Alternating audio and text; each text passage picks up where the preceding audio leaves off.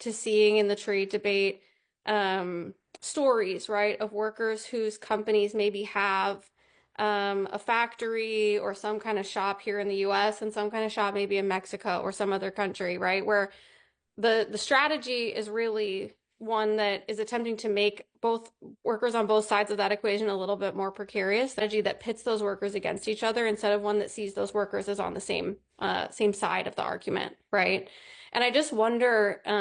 if you have any examples or stories of ways that you see that playing out right now. The reason why tech equity even started getting more involved in global work was because we've been doing research and interviews with workers, especially in California, who are contract workers in the tech industry. And they were telling us at the beginning of last year that more and more they are, training their replacements or seeing work shift both first to US states with lower wages and then ultimately to other countries as well. So this is like one of the things about work that can be done digitally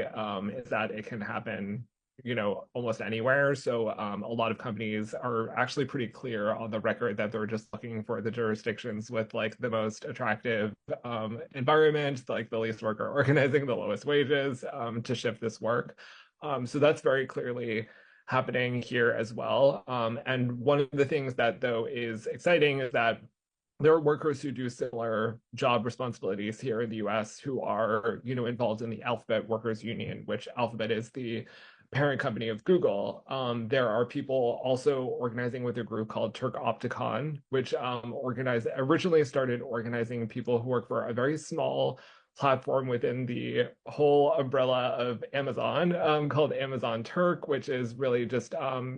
task-based digital work that in some ways relates to this field of training AI as well. And they're expanding to other places too. And then again, like you see these workers coordinating, like organizing in different areas, popping up, getting support from US-based organizations as well as global labor federations. So I think there is a big effort to get folks to work in solidarity together to lift conditions for workers all around the world impacted by tech rather than to be in competition with each other.